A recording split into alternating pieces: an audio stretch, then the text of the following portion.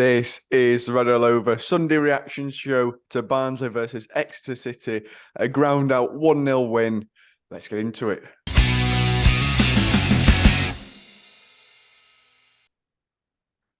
So, Craig, one of those games didn't seem a classic, but it's one of those where we're still going right in right direction as well, aren't we? Yeah, I think it was a bit of a let-off. Them hitting the post twice were a huge let-off for us. But it's one of them games where this is the type of match which ends up putting you over the line at the end of the season. You know, you don't play your best, you might not deserved it, but you still come away with 3 points, and that's the way we're going to look at it. I think I think Lapata's going to have a real issue trying to get back into this team, especially in that central slot. It might take Williams' spot and put Williams back at right wing back, because I don't think his right wing backs are performing to the level that we need. So that he might get in there, but Dejevene is been really quality on the ball. His tackles is on point now, and he seems to be a real leader back there. I think the match itself, I think we went back to slow, patient play again, which didn't really help us out when they're sitting deep. But I must give Collins his desserts. His changes made a difference. We played better when he made the changes he made. I think every single change was spot on. I think both wing backs needed changing. Cotter, to give him his due, he were a lot more attacking than O'Keefe was, and I think that helped us out as well. I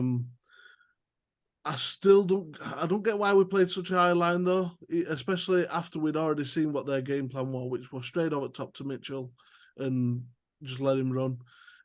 We could have dropped deeper, which could have nullified him a little bit. But like I say, I'm not going to bang on about every little imperfection we had. 3 points, and I'm just happy because it was an away day, and we need to bring that form home in his next game. Yeah, definitely. I think in terms of changes, Al, I know a lot of people were wanting Cosgrove to come on at some point, but obviously that changed the dynamic of the team. And as Craig said, every sub which Collins made yesterday came on and made an impact. Coming in, Dodge, and crossing it to McAtee for the winner. It wasn't it?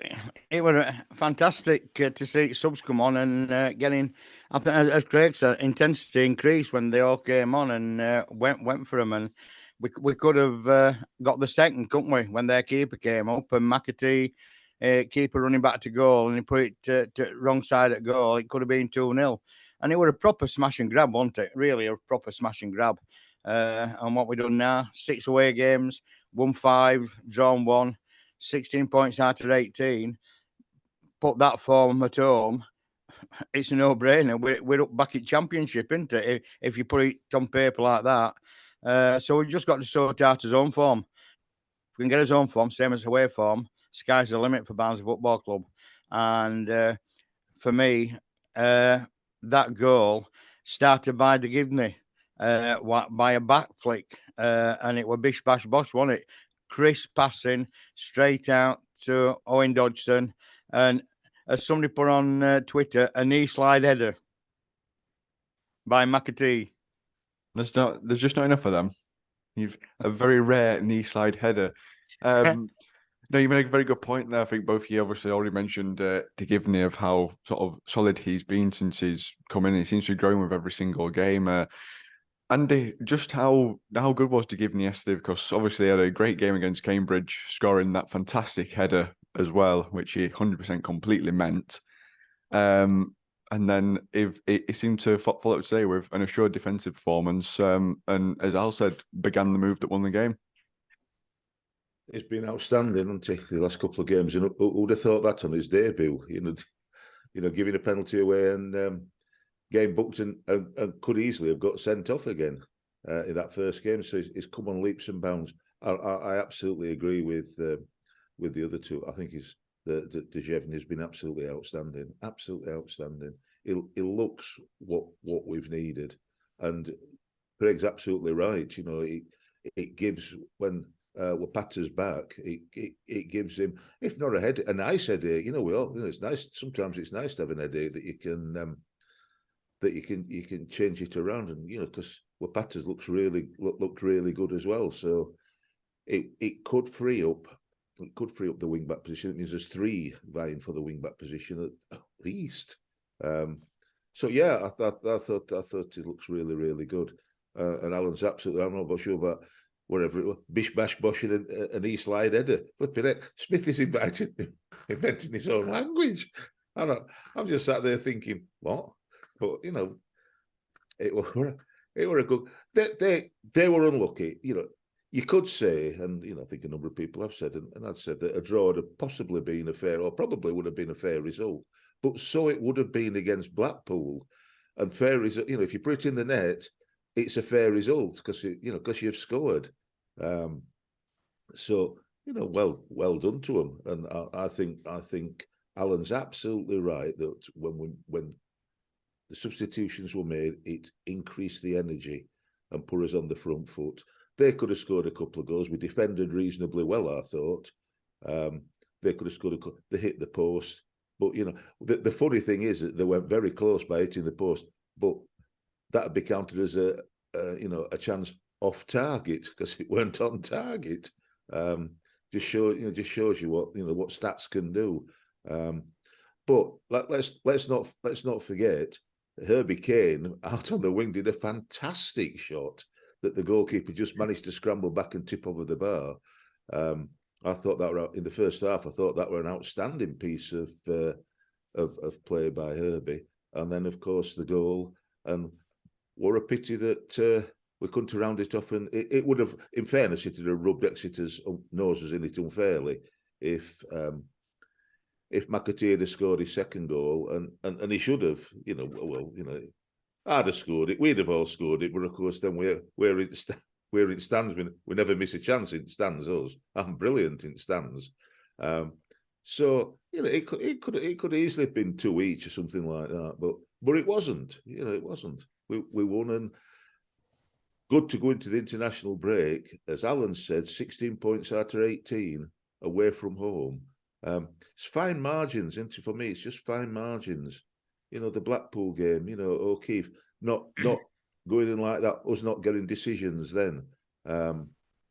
Very fine margins. I thought the referee, I think the referee were too bad yesterday. I don't think he was. I think he's the best referee I've ever seen. Is that 2 in 2 games who've been not bad?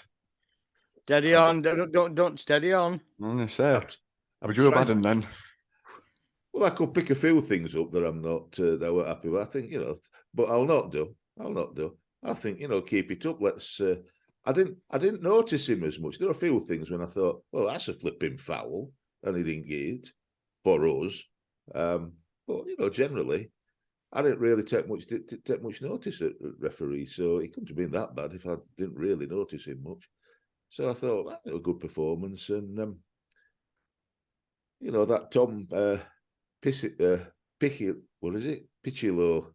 Tom Pichilo from Park Life in Exeter. He'll probably not be as happy as I am, because you can tell by my face. He'll not be happy. Never mind, Tom. It'll all be all right. I still think they'll finish up there because I thought they were all right. I thought Mitchell were really good up front for them. I thought he put his centre back a bit. He's a quick lad, isn't he? The 2 wingers as well. I thought the 2 wingers were Jules and can't remember who the one was. Harper. He was particularly the one on the right. Harper were particularly quick and did not much of an end result, but it looked good. And that Hartridge, you know, the centre half Hartridge next to their captain Emerson. Hartridge, what a long throw he's got. He's got a better throw than most people take corner kicks. They don't just get it in box, be a long throw, gets it to back post. So, you know, I'm surprised they, you know, as the game went on, that they didn't use that more and more. And I was pleased when they took him off. I know that, you know, because they wanted to attack one. I think just leave him on and let him take all the throw-ins. That would have been better for him, but you know, they made the decision, so they lost. Great goal. Sliding header. A knee sliding header. Get that practice on training ground. It was the fact that his knees let him go, and it was force of that knee slide. What got ball in the back of the net, got power behind it, didn't it? Well, we'd scored loads of goals around me and you. Knees give way, and we fall down and head it in. It's the future. It's the future. Yeah, that's been it. I'm looking out for that for that to make its way into game plan week in, week out. Just one thing I want to Bish bash bosh and a knee slide header. Just one thing I touch on, Craig, is Sam Cosgrove not obviously everyone thought, well, me included, thought that Watters for Cosgrove would be the one, especially when we're playing that side-to-side football and not really probing too much. That Cosgrove, it gives you that different opportunity. And I think Neil Collins, like you said, he deserves his plaudits really for making them changes to change the intensity rather than go and change the style to let's bypass the midfield and knock it long instead. We're shocked to see Cosgrove not come on and Collins go down that route instead. No, not really, because I think the main issue from the first half going into the second half was our midfield and the strikers weren't really linking up. We were struggling to get anywhere in that final third, and I think McAtee is that player that can drop and help with that link up. Cosgrove is useful when we can't get out of zone half and we need to pump it long, you know. So I think the right substitution were done at the right time. I think Devante needed to come off. I think over the past few games, he's not been as influential as he has been. I don't know why that is. For me, I think maybe a match out might help. He might just be overloaded with the amount of games we've been playing recently, but he seems to be. He's running a little bit less. I don't want to have too much. He's still top scorer at league. You know, I know 3 come against Port Vale, but I want to see what Cosgrove's got. I want him to be given a chance, because I think if you give him 90 minutes, in the 90 minutes he's going to have chances.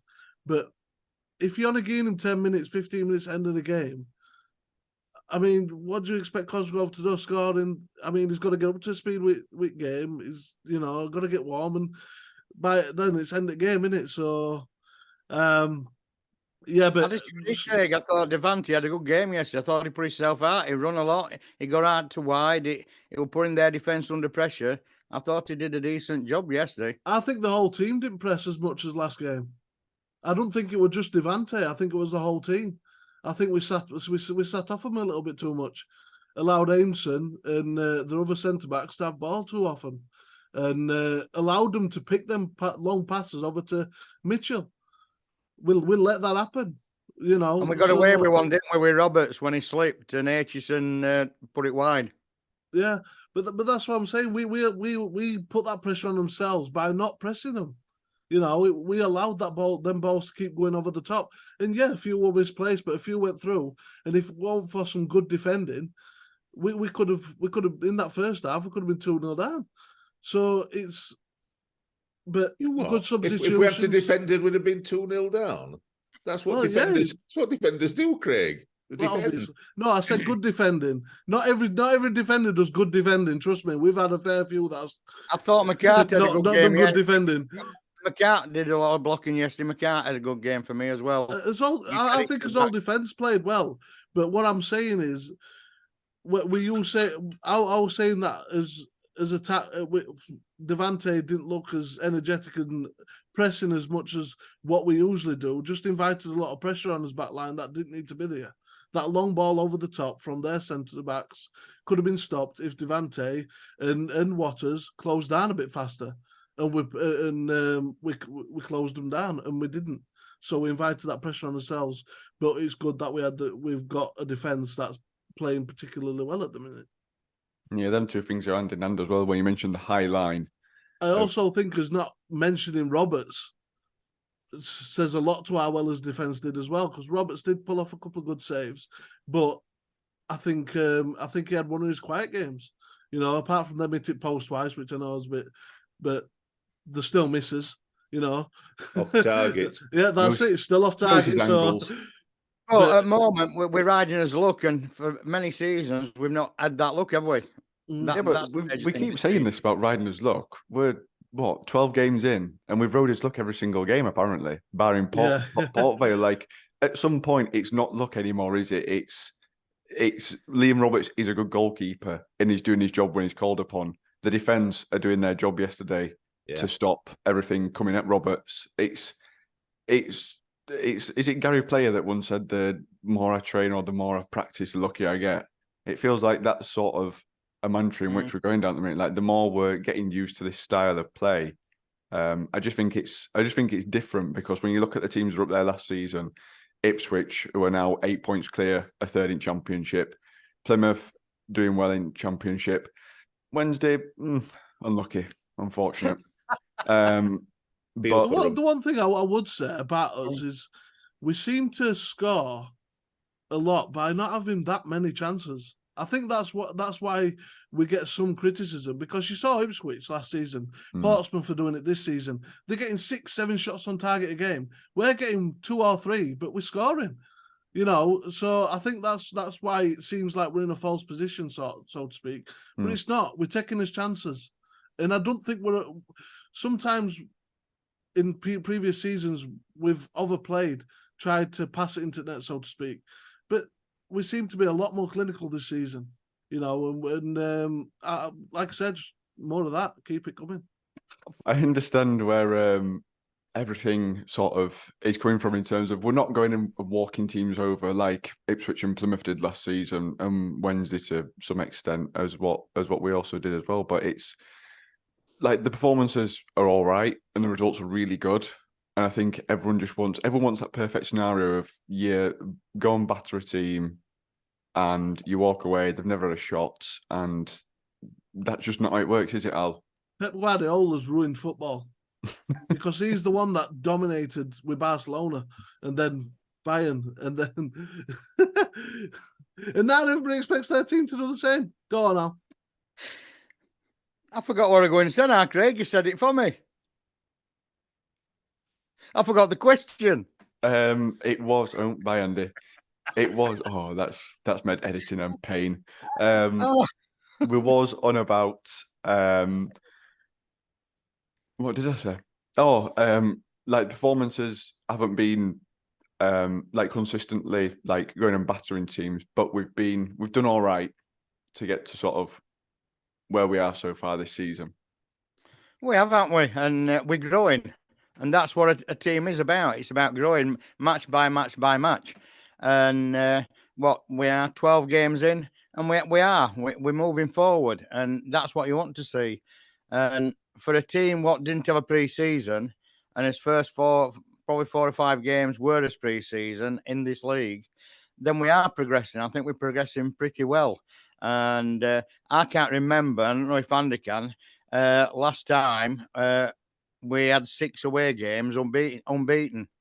It's a question I'm going to ask Dave Wood, our club historian, because that's a good fact to find out, isn't it? When was the last time we didn't lose those first 6 games away from home?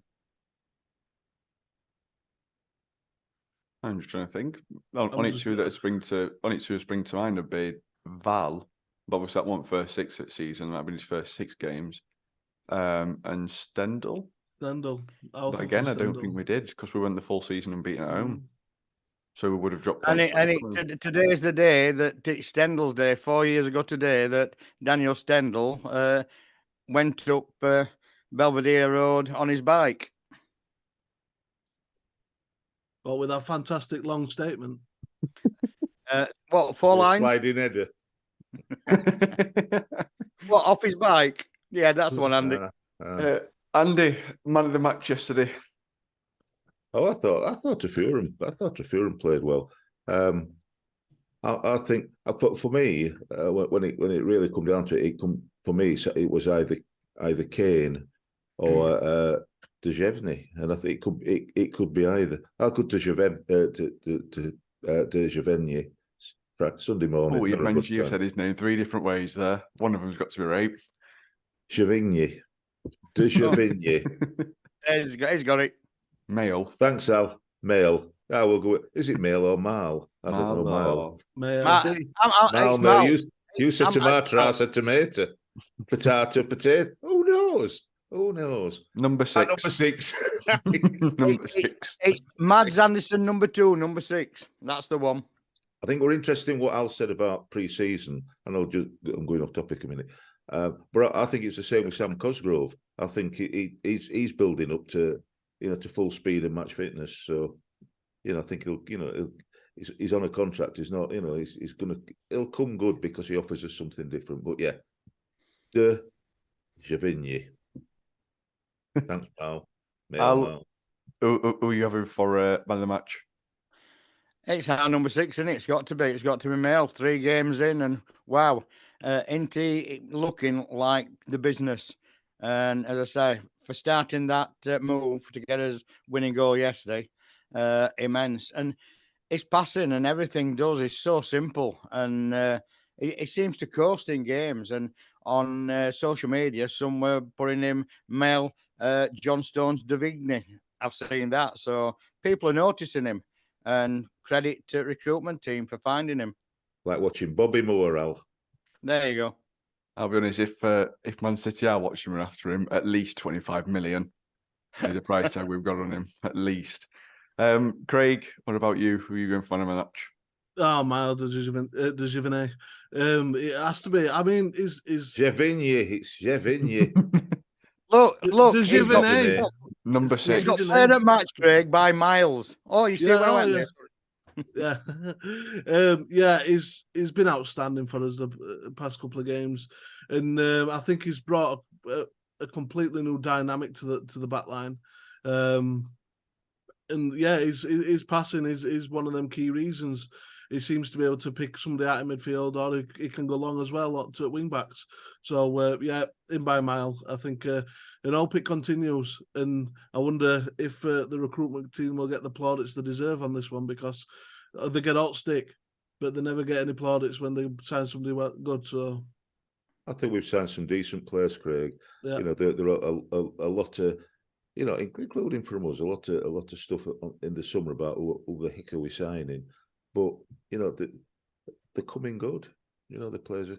Apart from that one season, yeah, that one season is the outlier. It weren't good. The rest fetched in the likes of Anderson and then Cadden. That one season didn't use a recruitment team. Well, that's what I'm saying. If you take out that one season, it's been pretty good. MDG. I'm going to call him MDG. That's a bit easiest. Initialize him, MDG. That's a 7 different ways. Or MDG if you want to be French. Anyway, there you go.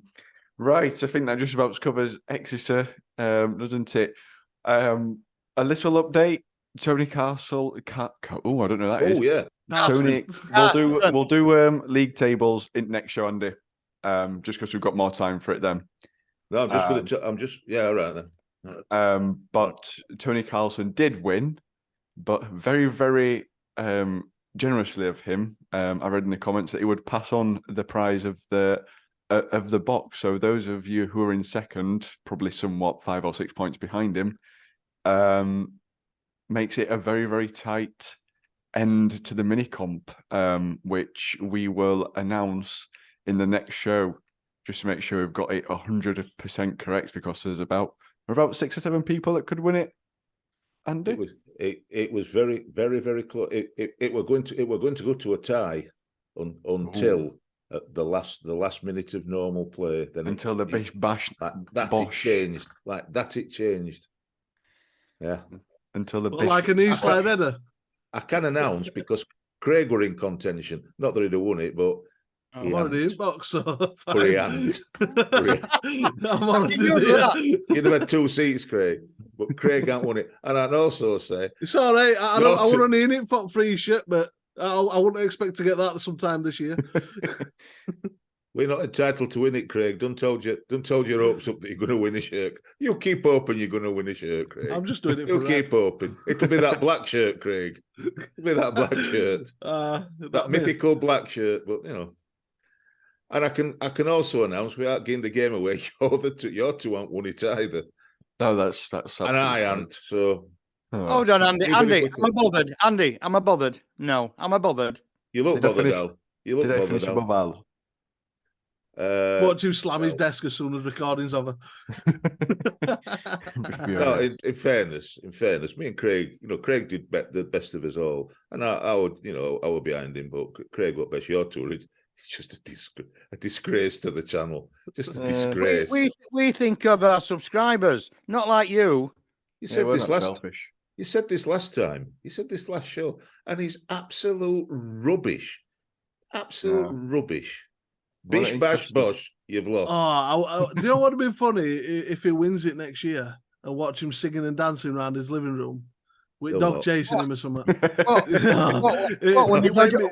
What when we dodgy heap, Craig? I tell you what we do, Craig. If Smithy did win anything, we could get Amazon to deliver it for him, and then we could have dog barking, Smithy wandering off and coming back with. Dog talks more sense than me. When I watched it back, Bruni talked more sense than me. I agree. You need to talk to Bruni, Alan, just like Big Kev talks to guinea pigs, because he was doing well, or rather, guinea pigs were doing well. So get talking to Bruni, Al. You might do better. Yeah, so we'll give you the update on the mini comp league table and also the full league tables, which won't be that much different, seeing as we've covered the same amount of games. So yeah, that just about wraps it up, doesn't it, gents? Brilliant. And thank goodness our team got home in one piece after that coach fire on M5 about 8 o'clock last night. So we're thinking about our team and glad everybody's safe and sound. And well done to the firm that sent out a bus to come and collect them. Yeah, we're firm from where we're now, Cheltenham, wanted to come up on to, I think it was Marchants. They sorted them out to get them home on the Cheltenham Town club coach. It looked horrendous. The video of the coach on fire looked absolutely horrendous. Thank God they're all right. Just shows you, doesn't it? Just shows you. We were lucky twice yesterday. Yeah, it is good to know that everyone got home safe and sound, which is the main thing there as well. Right, I think that just about wraps it up. We'll be back on Wednesday with a show. Obviously, there's no game on Saturday, so we're gonna look at Neil Collins's first sort of pick period in charge and see sort of where we go from there, and also discuss other goings on around the club, things that came out last week in the press as well. So we'll see you there, you Reds. You Reds.